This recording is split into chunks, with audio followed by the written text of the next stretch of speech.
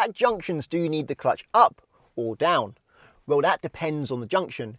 And to help you understand, I need to start with why and when you have to push the clutch down. The car can only go so slow in each gear with the clutch up.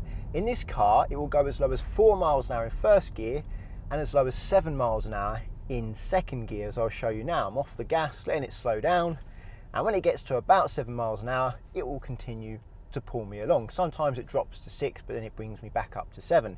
If I force the car to go slower than this with the clutch up, it will stall, as you can see. The minimum speed each gear can go with the clutch up and without stalling does vary from car to car, but generally first gear is 4 to 5 miles an hour and second gear is 6 to 10 miles an hour. I'll leave a link in the top right hand corner of your screen to a video all about how slow each gear can go.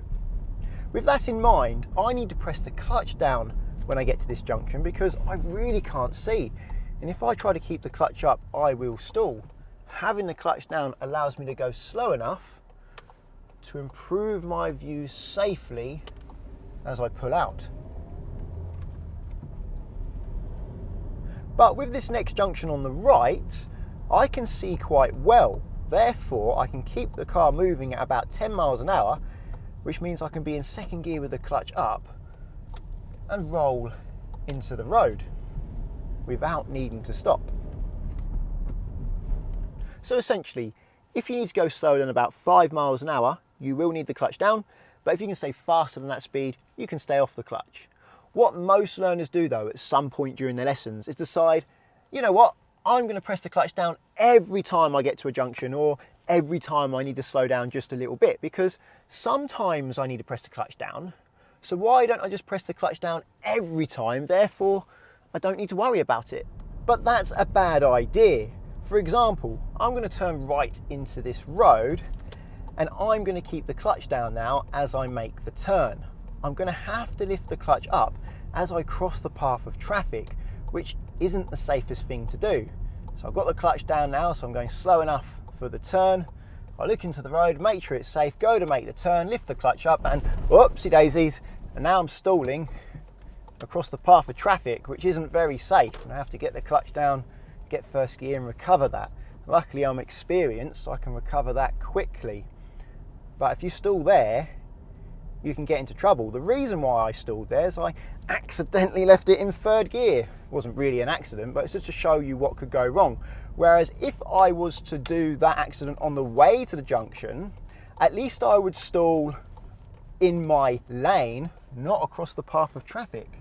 Here's another example of how keeping the clutch up can help keep you safe. So I'm going to go right at this roundabout, so mirror signal right. I'm going to start slowing down. I'm going to go into second gear and bring the clutch up, so I'm ready to go. And when I see no one's coming, I can get on the power and go straight away. There's no delay. I don't have to bring the clutch up and hold it on the bite point, or I don't feel rushed to bring the clutch up quickly, which will make the car very jerky. I can just get on the power and go. You've got to remember it's much easier to push the clutch down than it is to bring it up. So at this junction here, I'm going right again, mirror signal right. I'm going to start slowing down and get second gear and bring the clutch up. And if I decide to stop now because someone's coming, I can push the clutch down straight away and stop very easily. There was no one coming that time, but I just thought I'd demonstrate that I can stop very easily when I want to with the clutch up. It's much easier to get it down, and you can do that very quickly, than it is to bring it up. So it's better to have it up.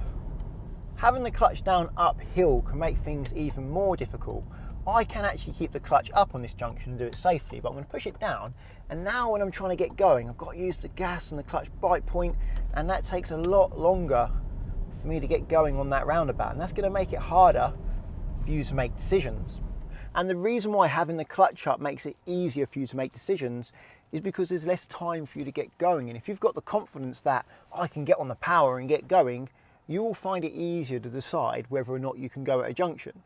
Whereas if you've got to factor in the amount of time it takes you to bring the clutch to the bite point, hold it there and let the car get going without jerking or stalling, it's much harder for you to make a decision. So if you can have the clutch up at junctions, I highly recommend it.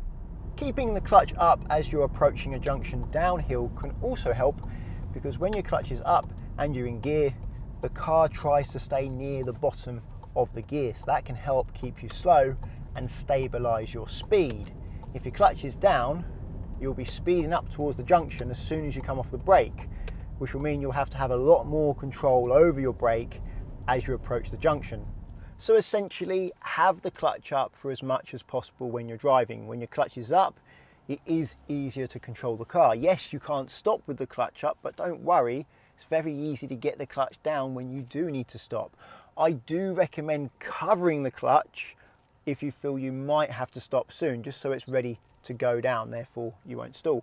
If you think the video is helpful, please give it a thumbs up and check out Collingwood and Confused in the description. If you're looking to insure yourself on somebody else's car, you're learning to drive and you have a friend or family member you want to insure yourself on their car, Collingwood can help you, up to 35% off via the link and a £20 Amazon gift card. And if you're looking to insure your own car, or you want to find out how much it costs to insure different cars, check out confused.com, because you fill out one quote form, get loads of quotes back from different insurers, and you can change the car as many times as you like to find out who's cheapest. Using the links does support the channel, but it doesn't cost you anything, so thank you very much. Check out Instagram and Facebook, both Conquer Driving, if you want more information about Conquer Driving, some of the things I upload on there. Subscribe to get my future videos, and until the next one, cheerio.